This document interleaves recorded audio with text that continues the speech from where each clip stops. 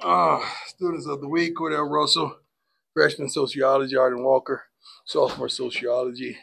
Attendance 53,972, sixth largest in Folsom history, largest crowd in 19 years. Thank you, fans. I love you to life. Shador broke 3 school records on Saturday, highest completion percentage for both minimum 30 and 40 attempts, most consecutive completions in a game, 16. I had no idea that. LeJontay Travis became the seventh CU player to catch a TD pass in 5 straight games, 7 touchdowns, 26 receptions, highest percentage of touchdowns, receptions in 69 years at CU. Wow. CU is one of the 2 schools nationally with multiple receivers and 6 more TDs. Awesome. Sacks. The Buffs had 9 sacks in the last 2 games after having 5 in the first 4. BJ Green got his first 2 sacks Saturday against K-State. Awesome. Tajay McCoy had 3 sacks in the last 2 games. Defense giving up 7 points of turnovers this season on 6 turnovers. CU ranks 7 nationally and the first in Big 12 in red zone defense. Injury: Travis should play for certain on Saturday. Jimmy as well. Timmons, Marion. Those 2 guys are probably out, and Will Shepard should play as well. Great game. Came out on the short end. We did not play indicative of who we are. We didn't stop the run. Is what it was. Move on. Let's flip the page. Let's get ready. Let's focus. Had a good week, a good day of preparation today. Had a great practice. The guys flew around, got to it. Defense was truly physical today. It was a great day. Great day of practice. I love to start off the week in that manner. Let's go. Hi, Coach. How you doing? Good. How are you? Excellent. Sports Report. After coming off such a close game against Kansas State, what is the message this week? Focus this week to get ready for Thursday? Accountability. Everyone must take accountability in their efforts, their preparation, the habits that we incurred in the game, the things that we didn't do well at, to really hold yourself accountable to those things. Let's see you put it in to work today, the weight room, film room, training room, to get healthy and ultimately out on the field so we can improve the areas of concern. So the guys took it upon themselves, and they came out there with certainly a different attitude. Sometimes you get intoxicated a little bit with winning and start thinking that you're really like that. And this Saturday was a wake-up call for a multitude of us.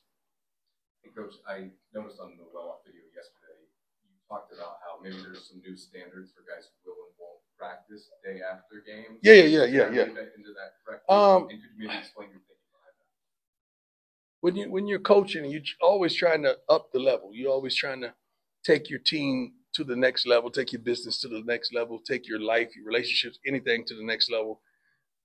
And when you step out of it for a moment and you think about it, you say, okay, I know I'm trying to take care of the guys that play 60% of the snaps and give them a day rest.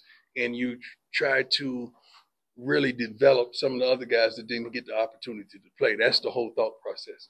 But if you give up several sacks and you see the guys over there, what does that say to the team? What does that say for the teammates? You got to really think about all those things. If we giving up deep balls and you over there chilling, and you just, your teammates looking at you like, hey, shoot, why you not there? You need to be working on your game. Same thing with the giving up 200 yards rushing, over 200 yards rushing. Every linebacker should want to practice that day. So that's the thought process, just challenging these guys to work on their craft, work on their game, to take it to the next level if they want to be pros. If you don't, I understand. But when you came in, you said you do that. We're going to hold you accountable to that. That's the thought process behind it. Hi, Coach. Adam, let's talk your 24 Pleasure. Hope you're doing well. Yes, sir. You mentioned Omari Miller's not going to play on Saturday. Right. What's your message for him? Is there a chance he might be able to come back? I don't know. I really don't know. I think he had surgery yesterday. So I don't think he'll be back this season. I mean, our message is for him is to get yourself together when it's time to rehabilitate yourself and get in the right frame of mind so you could come out bigger, stronger, and faster and better. Because the kid is, I would say, fifth man. That's one of the best fifth men in the country. If he's our fifth receiver, which we don't say that, but he's one of the best in the nation to me. And I'm proud of him. I'm proud of him for just staying focused, knowing he wasn't a starter, but he had the ability to start. But when he came in, he gave you everything he had. Proud of him. Yes, sir. Good.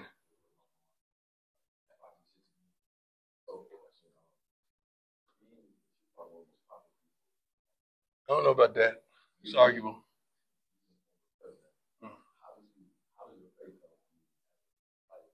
Faith is everything to me because I don't flinch. I trust God, not man. You know, when we win, you guys write good things. When we lose, you tell the truth and you write bad things. So it's the same thing with our young men. Same thing with our kids. You blow them up, then you blow them down. You know, you build them up to tear them down. So I don't flinch. I try to rock steady because I trust God and not man or woman. So I'm thankful and appreciative to have the relationship I have with my Lord and Savior Jesus Christ because I've been down before, but you know, and oftentimes when we testify, we don't testify about everything. We testify about the things we just want you to know about, not the depth of where God brought me from, not the thought process that what I really wanted to do, I didn't actually do it, and He brought me from that. We don't testify about that because we don't want you to know who we really are. So we keep on this mass scare, so to be. Good question, though. Brian, go ahead. Hey, Coach. How you doing? Two questions for you. First up, just Arizona. It's a familiar Yeah. last year. What did you see out of Arizona's I say this every week, but I'm not lying. It's a well-coached team. These got a great quarterback, I feel. One of the best receivers in the nation, if not the best, arguably. This kid's certainly a pro. Let's start right there. You got to deal with those two. Quarterback can make all the throws. He doesn't look to run, but he can run. But he has tremendous escapability. They got running game, and they can move the ball. They can move the ball up and down the field. Defensively, they got some big guys in the middle. They're stout versus the run somewhat. I'm not going to say they're vulnerable on the pass. Everybody seems like they're vulnerable to what we have out there at receiver. But these guys play complementary defense, and they get after it, man. They get to the ball. They're relentless. They attack the predators on the field. They get to the ball, and they make plays. So it's going to be a tremendous task. I just follow up. You mentioned McMillan, the receiver.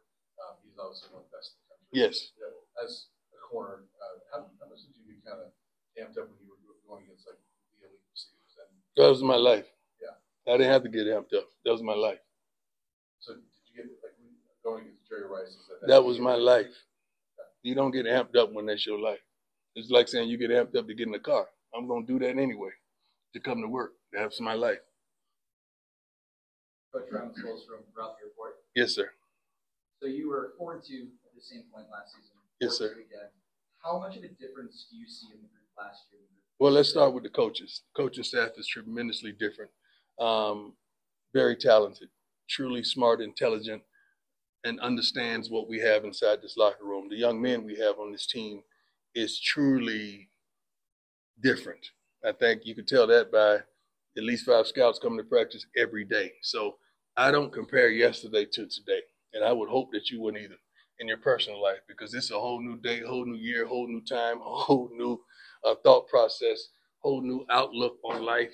And I don't look at yesterday and compare those two, not whatsoever. But that's a great question. But this is a whole different team, and I'm proud to coach it. I really am. Hey, Coach, John Treach, 9 years. How resilient is your team? Our team is truly resilient, but we shouldn't be in that position. I don't like to be in that position that we have to show you that real resilient. We are at home. We should be in that position. We should make the plays that come to us. We should get off the field and make the stops that we know we're capable of making it. All 11 of us do the thing that we're supposed to do and execute the play that's called. But I am so proud of these young men in so many aspects. But then again, I want to hold them accountable in those same aspects because I want this relatable to life, not just the game. I want them to be able to succeed up under pressure as well as scrutiny in life, not just football. But I love what I saw. I really wanted to get down there and get in model range. I really did because I know he was going to nail it, and I felt like if we just got it to overtime, if Shador wouldn't have got us down there to win it, we were going to win it because of just who we are and your resilience that you spoke about. We never gave up. That's what I love about it. Hey, Coach, Pat Graves this year. Yes, sir. With every pass that Shador throws, draft stock rises. I guess how do you separate the coach and what he's doing from the father? I think you guys are concerned about that. We've always been what we are. We don't know it no other way. So it's quite easy for me because I've always been in this position with him. We walk down that sideline as the father. When we come back, I'm the coach. I think everybody knows that. You guys should know that by now. When we make our walk before the game, I'm dad. I'm saying things that a dad would say. When we come back, I'm the coach. I'm saying things that a coach would say. And from then on, I'm his coach. Morning, Coach. How you doing, sir? I'm doing well. Scott Proctor in Colorado. You mentioned a little bit about the team that Arizona Stars. Yeah.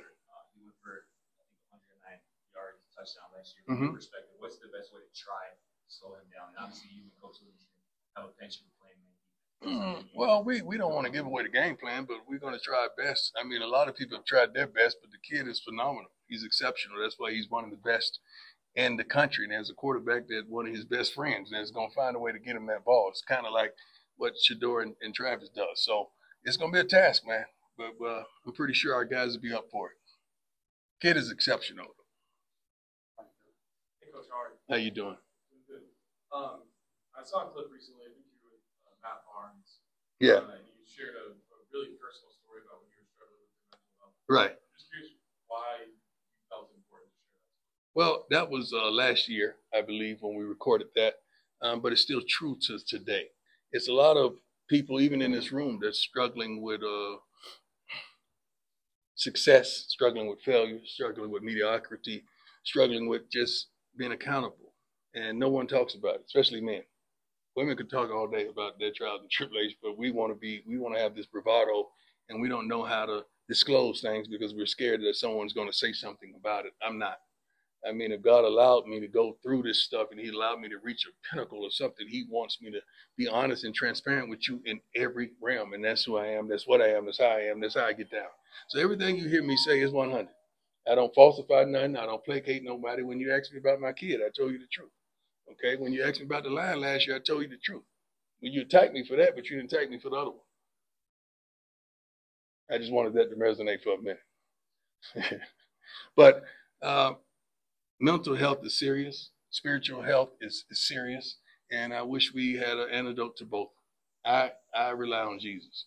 And I can't tell you what to rely on, but that's my source. That's my strength. That's my doctor. Just a couple more. Go ahead. How you doing? Good.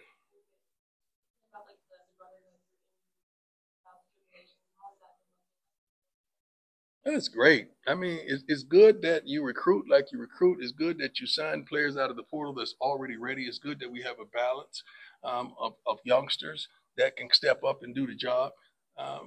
That's why we do what we do. It's hard to have a quarterback like you have, and then 3 or 4 guys go down, and you got a field full of freshmen. You got to understand what it looks like to a quarterback. Like, oh Lord, where am I going to throw? Who's going to get over? Who's going to run the right route? Thank God that we have a recruiting department that does a phenomenal job that goes into the portal and get those guys that are already ready, as well as developing those young guys that may take that role on head on. Like a bunch of them practice today because we gave a break to a lot of our guys that were limping and a little injured. We want them to be 100% come Saturday, not 100% on Tuesday. Okay, last one, Jack. Jack Harlow. Jack Harlow. Another close game for you guys on Saturday. Yeah. Last year, overall, how have you seen your players kind of grow and embrace some of those close games? Well, like last year, I stated this early on in the season. Once upon a time, it was just hope. Like, man, we hope we can stay in this game. We hope we can do this. Now it's expectation. Like, we really expect to win those games. That stuff hurts, man. It hurts, and because we expect to win. We don't expect to compete. We expect to win. So in all aspects of life, on as well as off the field, I want our young man to expect to be successful. And that's where we are right now. Thank God. We have a bunch of like-minded men, as well as coaches, as well as support staff, that expect to be successful. That's why it hurts so bad. Quit reminding me of that, all right? Let me move on to Arizona, please. We good? Anybody else? So we got one more? Want to do one more? One more. Coach Harrison sitting on Football Sports. Michael Welch saw the field a bit on Saturday. Yeah. He didn't log a touch. Do you expect him to be added back to the fold going forward? I think he played. You got to understand he had a hamstring injury now that he was nursing, that he was trying to come back on. He didn't practice every day last week. So you kind of bring him back slowly. 2-3 may get the nod this week. Everyone else has started but him. So he may be that back this week that gets the opportunity to do his thing. So we kind of, it's not nothing that they didn't do well. It's just rotation, seeing who clicked with what. And the kid can play ball. All our backs are good, man. Charlie's good. Charlie ain't done nothing wrong. We just trying new things to see what fit. But the thing about it, we gotta create holes so they can hit. We got to do that. And I'm pretty sure our linemen are going to take on that challenge tremendously. They had a great practice today, and I expected them to reap the benefits of those practices and with consistency. We good, everybody? Okay. Thank you. God bless you.